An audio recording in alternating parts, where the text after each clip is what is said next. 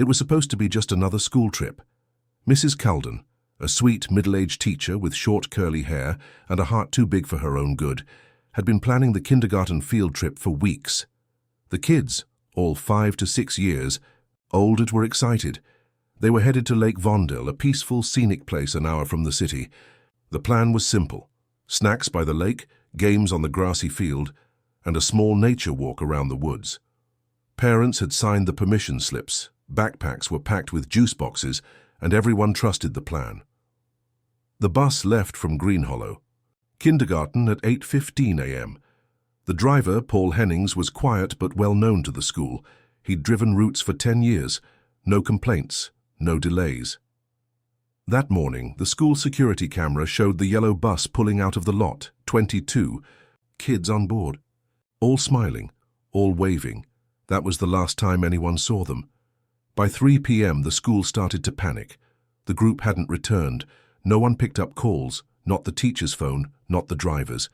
The emergency contact numbers rang. Into silence. By 4:00, police were involved. Helicopters flew over the forests. Boats scanned the lake. But nothing, not even tire tracks. It was as if the bus had vanished into thin air. News broke out that evening. 22 children and 2 adults missing on school trip. It was national news within hours. Parents camped outside the school crying, demanding answers. The lake was drained in sections. Dogs were brought in, the entire region locked down. Still, no trace. Not a single backpack, shoe or tire mark. It was impossible. The bus had a GPS, but even that had cut off at 9:06 a.m., a strange dead spot in the system. Authorities assumed the worst, but there were no signs of an accident, and no ransom call ever came. No human footprints, no bodies, just emptiness. 5 weeks passed, then came the call. A fisherman from the far end of Lake Vondel.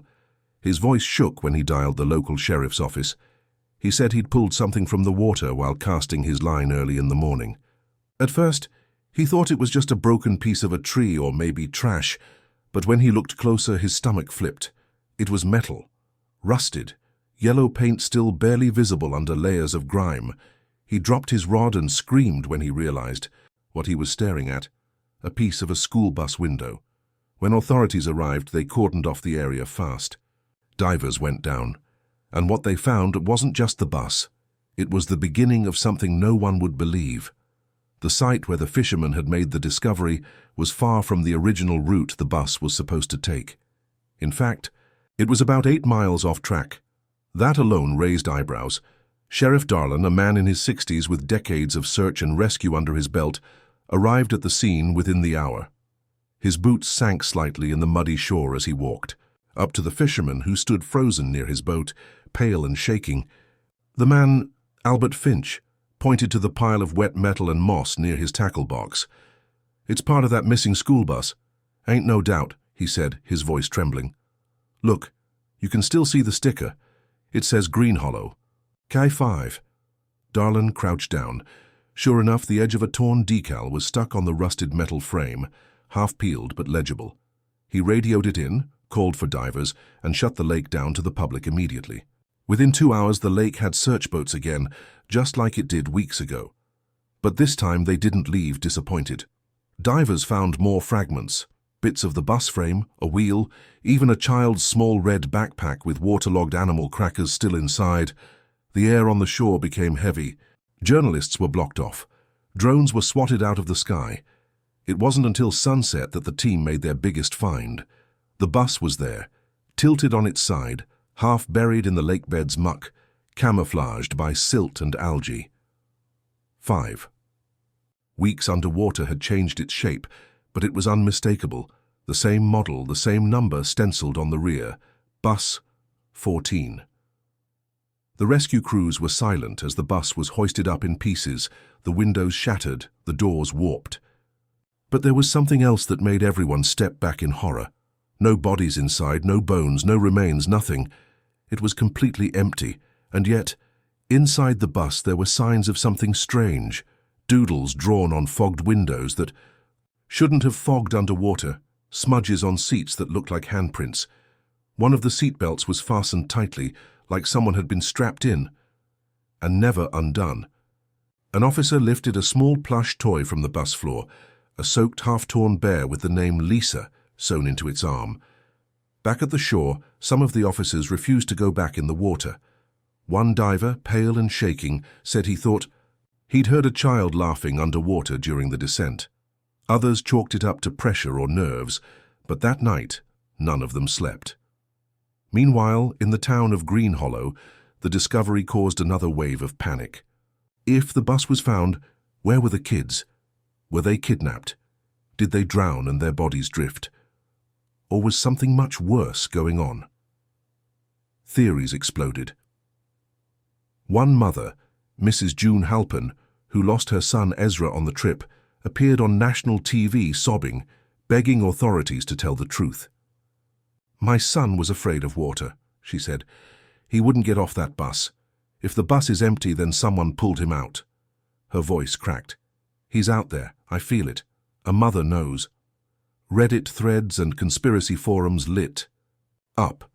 Some said it was a government experiment gone wrong.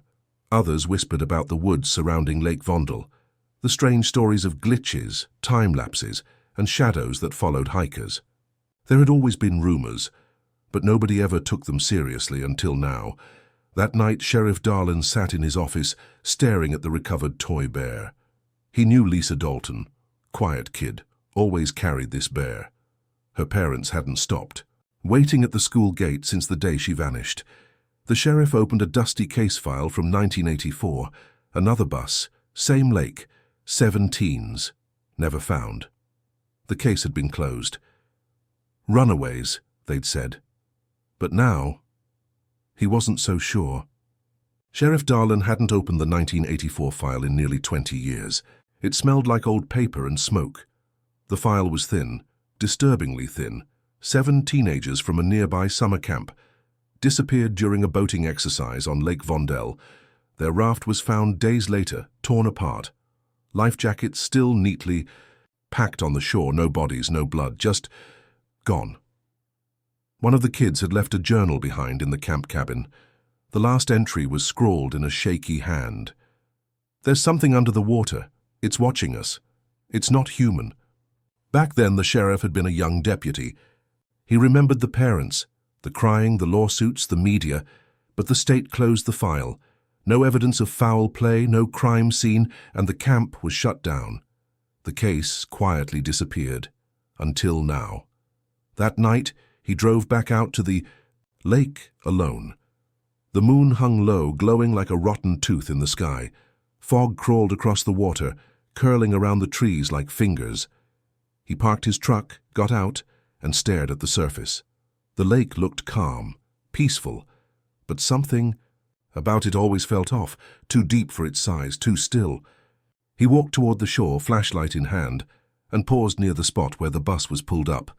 The mud still bore fresh track marks. Crows circled silently overhead, and a strange humming noise came from somewhere in the woods behind him. Then he saw it, a footprint, small, bare, definitely a child's, but not fresh. The toes pointed toward the lake, but there were no return prints. Just one single set, walking out of the trees and straight into the water. His gut twisted. Back in town, news of the discovery had spread like wildfire. Parents gathered outside the school again, holding candles, holding pictures. 22 children, their faces smiling in still frames, frozen in time. News vans returned. Reporters asked the same questions no one could answer. But inside Green Hollow Elementary, something else was happening. The janitor, Mr. Reese, an old man, who rarely spoke, noticed something strange while cleaning room 2C, the old kindergarten room. Tiny wet footprints, all across the floor. The floor had been mopped earlier that day, the school had been locked. No one should have been there. Yet, the tiny prints led from the back door to the cubbies where kids used to hang their bags. One cubby in particular was dripping with water. Ezra Halpern's. Reese stumbled back, heart pounding, as the lights in the hallway began to flicker. He grabbed his phone to take a picture, but the screen went dark. Static buzzed in the air. And Then he heard it, a child's voice, soft, almost a whisper. "I'm still here." Reese ran. He didn't sleep that night, and by morning he was gone. Quit his job, packed his things and left town without a word. Sheriff Darlan heard about it the next morning. And the thing that really chilled him? Ezra's cubby had been emptied. The backpack that once sat untouched for 5 weeks was gone. It was now clear this wasn't a missing persons case anymore. It was something else, something older, something watching. 2 towns over, in a quiet fishing village called Geller's Bay, a woman walked into the sheriff's office, clutching a soaked scarf in both hands. "I need to talk to someone," she said. Her voice was shaking. "It's about those missing children. I think I saw one of them." Deputy Morales looked up from his desk. He didn't roll his eyes, but he wanted to. Dozens of tips had flooded in since the bus was pulled from the lake. Psychics, conspiracy nuts, even a man who claimed Bigfoot did it. But this woman looked different, pale, genuine, scared. "Start from the beginning," he said, offering her water. "My name is Leanne Stroud.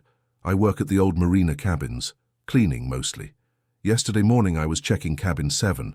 No one had booked it, but the door was cracked open." She paused, glancing down at the scarf. It was light blue with cartoon whales on it, the kind you'd see on a little kid's neck in the winter. There was a girl inside, just sitting on the bed, soaking wet. She looked about 6.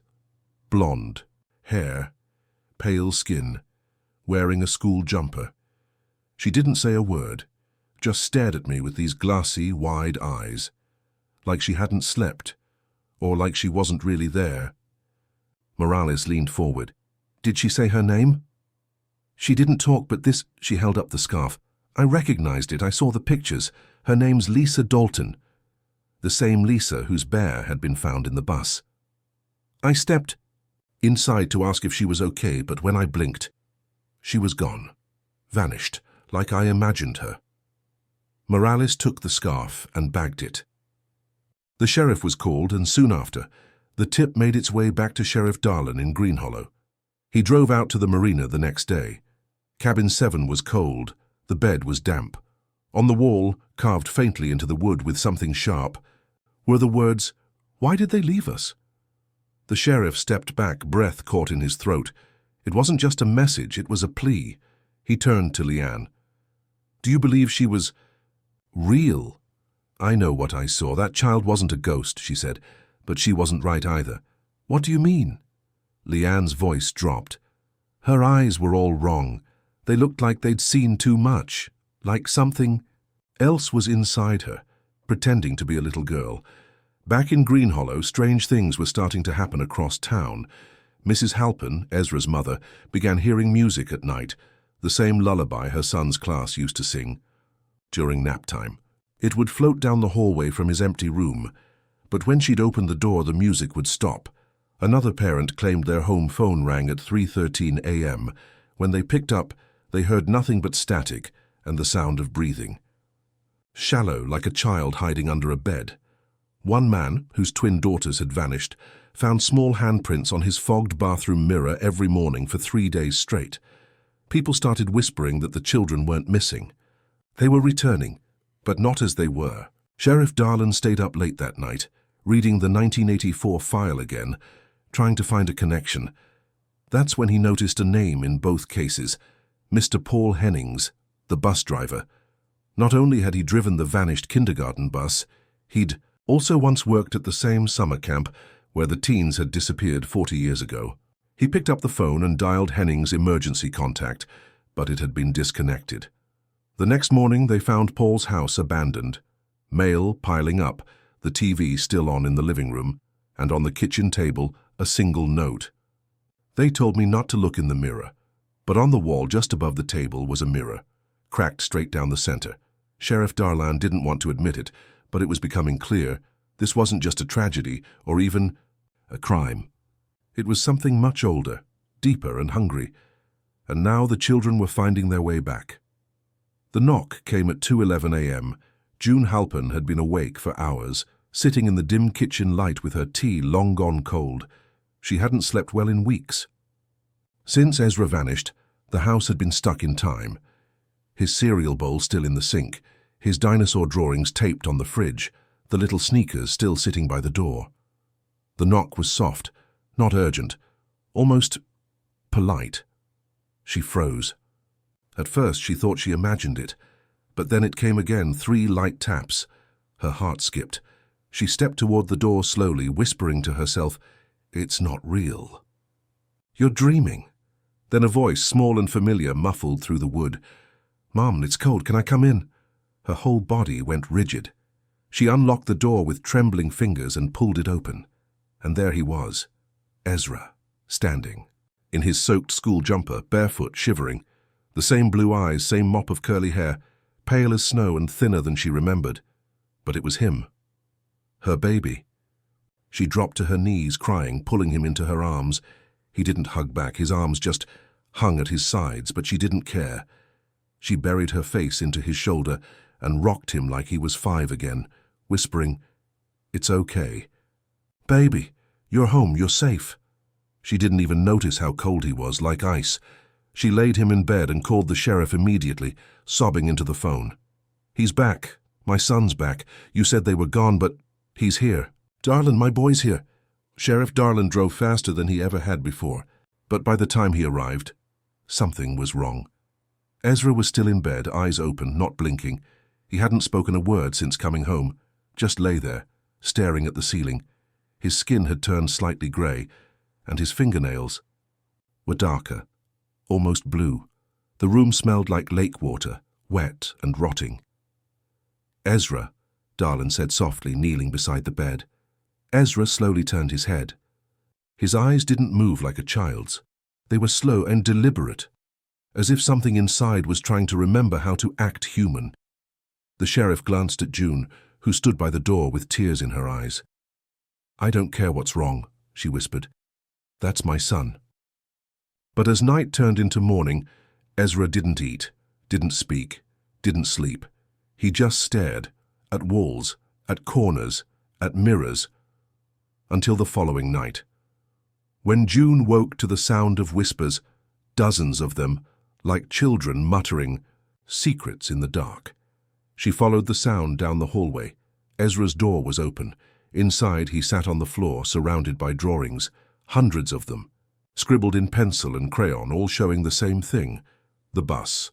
Always the bus, sometimes underwater, sometimes with hands pressed against the windows, and sometimes with black shadows crawling on the roof. The final drawing showed something. Worse, the entire town of Green Hollow burning, while children stood watching from the lake's edge. She grabbed the drawings and ran to Sheriff Darlin the next morning. He sat in his office, staring at them in silence. "Something came back in him," June said, her voice shaking. "But it's not Ezra. Not really. He doesn't even blink. Sometimes I catch him standing by the window at night, smiling. But it's not my son's smile. It's wrong." Darlan didn't know what to say. That same day, another child returned. This time it was a girl named Mia Rourke, found walking barefoot down the highway, soaking wet and mumbling to herself in Latin. Her mother fainted when she saw her, and that evening 3 more came back, all silent, all strange, all with that same cold, still stare. Not one of them could explain where they'd been, but they all had the same thing in their pockets, a small piece of lake stone, carved with symbols no one could translate. Green Hollow panicked. Parents locked their doors. News outlets surrounded the town. Psychologists, priests, even folklore experts showed up. But nothing could explain what was happening. Because the real question wasn't where the kids had been, it was what followed them back. By the end of the week, 9 of the 22 children had returned, each one found in different places: bus stops, hiking trails, abandoned buildings, always alone, always soaked, and always silent. The media camped outside Green Hollow for days. Some reporters tried to interview the children, but not a single one spoke. Instead, they stared, always staring. Mia Rourke, the girl found on the highway, started drawing symbols on her walls at night. Her parents said she didn't sleep, just crouched by the wall, humming in that same low tone. Her mother tried to paint over the markings, but they reappeared every night. Another boy, Caleb Trent, had been placed under medical watch after He bit a nurse during examination, hard enough to break bone. When asked why, he finally spoke. 3 words, she told me. When pressed to explain who she was, Caleb began to scream, then vomited lake water, pitch-black lake water. Doctors couldn't find a physical reason for it. Psychiatrists tried to call it trauma, but nothing explained the fact that his body showed no signs of malnutrition, no bruising, no fatigue, as if he hadn't been missing at all. Sheriff Darlan knew something wasn't right. None of this followed any logic.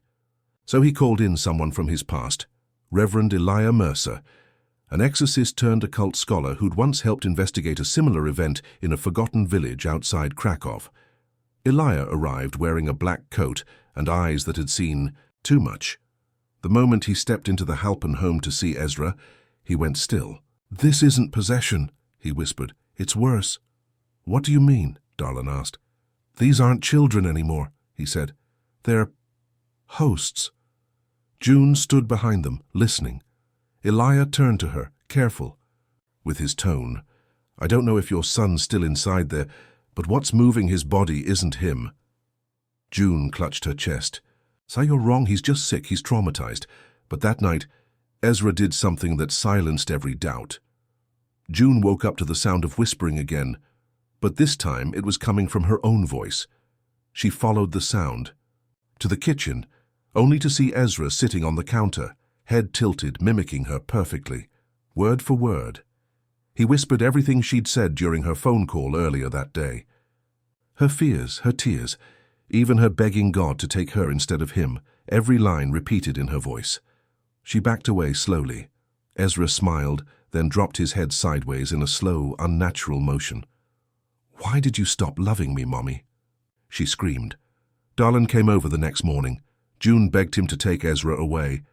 "Whatever he is, it's not my boy anymore." He didn't argue. Ezra, still silent, let them cuff him and place him in the back of the cruiser without a word. He didn't blink, and he smiled the whole ride. Meanwhile, Elijah continued investigating the lake. He learned of something buried in old tribal legends long before Green Hollow was founded. The natives had called it Nalthuk, the mouth below. A spirit, a thing, not a god, not a demon, just hunger. It was said to live in the deep, still waters that reflect but do not return. It took children, not to eat them, to wear them, to see the world through innocent eyes. And it always came in cycles, every 40 years, the last one, 1984. Just like the summer camp disappearance, the pattern fit too perfectly. Elijah circled a date on his notepad. The final night of the cycle is coming. The rest of the children, if they're going to return, it will be that night. Darlan nodded. And if they don't? Elijah looked up. Then the town will pay the price. The day before the cycle's end, the town felt off. People stayed inside. Streets were empty. Even birds didn't sing. It was like the whole place was holding its breath. Sheriff Darlan stood in front of the station, watching storm clouds gather above Lake Vondel. The lake had never looked darker, almost black, and somehow is still moving, as if something beneath was shifting, ready to surface. Elijah Mercer had been up all night, drawing protective runes around the school, the church, and the lake's border. But he kept saying the same thing to himself: "It's not enough, we're not prepared." By 9 p.m., power across Green Hollow flickered, then cut out completely. The town dropped into silence, deep, unnatural silence. Even the wind stopped.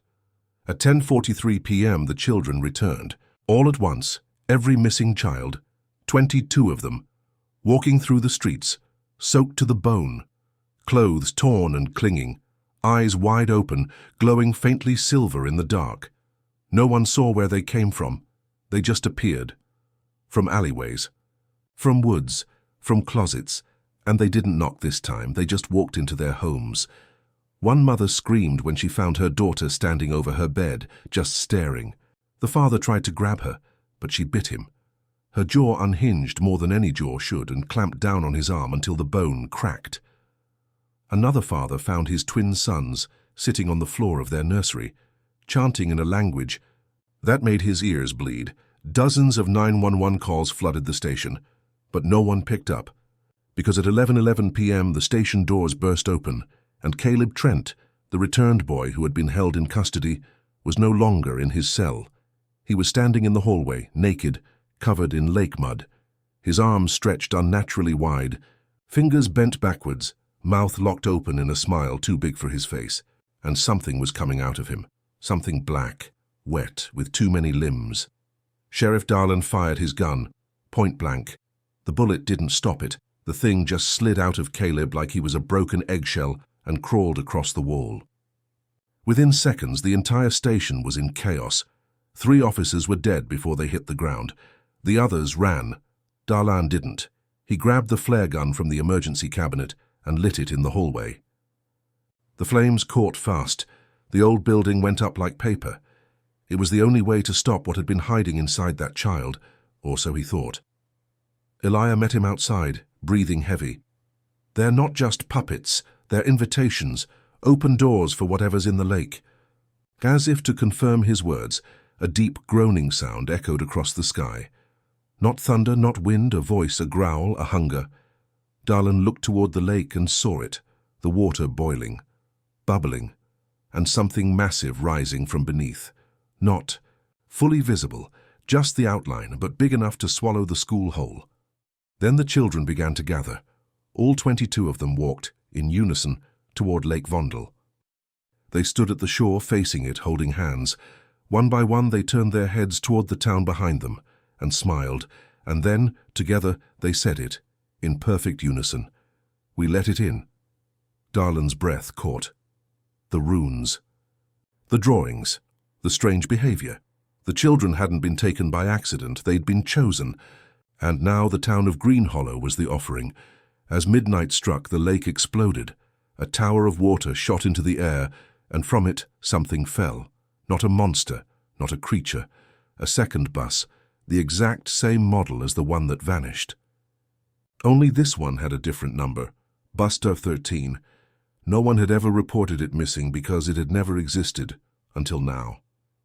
Inside the windows, shadows moved, and they were still boarding. The storm over Green Hollow cracked open like a rotten sky.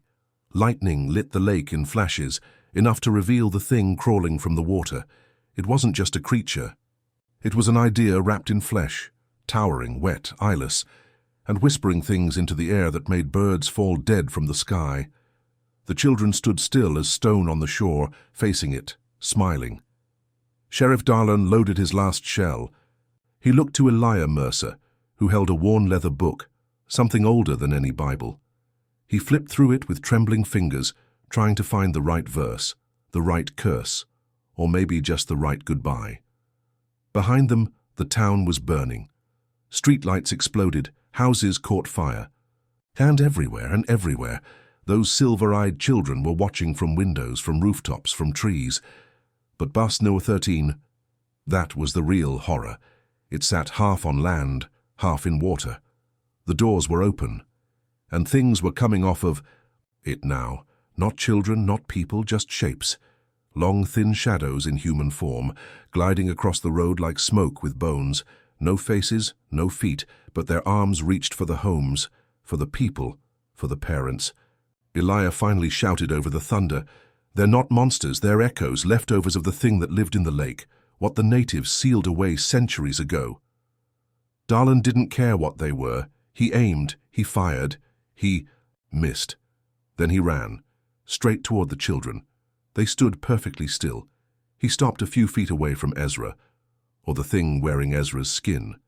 The boy's eyes locked onto him. "Why are you afraid?" Ezra whispered. Darlan stepped closer. "Because you aren't him." Ezra tilted his head mockingly. "Neither are you. Not anymore." Suddenly every child turned, 22 heads snapping toward him like puppets yanked by a single hand. "You were supposed to forget," they all said. "But you looked, you opened the file, you remembered the lake." Lightning struck the bus behind them, but it didn't burn. Instead, its engine came to life, humming like a heart. The shadows were gathering around it now, crawling back inside. Something was ending, or beginning. Elijah shouted from behind, "We have to break the cycle, burn the bodies, close the gate." "I'm not burning kids," Darlan shouted. "They're not kids anymore. Elijah roared. "You have to choose the town or the lie." And then something happened. One of the children, Lisa Dalton, stepped forward. She wasn't smiling. She looked sad, afraid. She raised her hand slowly and pointed toward the sheriff. "I remember my mummy," she whispered. "I remember juice boxes, nap time. I remember the songs." Tears rolled down her cheeks. "I don't want to be here anymore." Ezra turned toward her, and for a split second he looked terrified. Elijah gasped, "She's fighting it." Then more children stepped forward. Not all of them, but enough. Tears, real ones, falling, their bodies shaking. And then, all. At once, they screamed, not like humans, not like children, but like something ancient was being ripped out of them.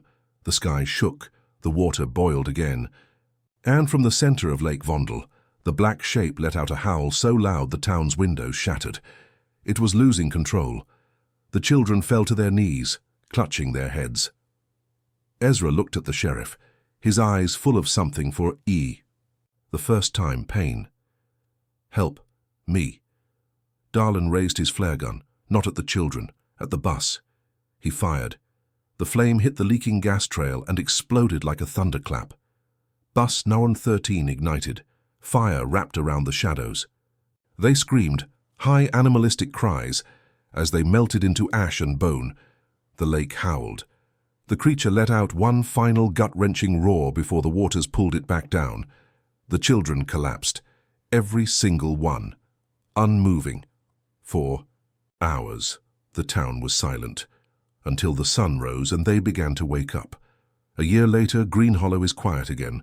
Most of the children survived, but they don't talk about where they went, not even in therapy. They've all drawn the same thing, though. A deep lake, a bus underwater, and something waiting just below the surface. Bus Number 13 was never found.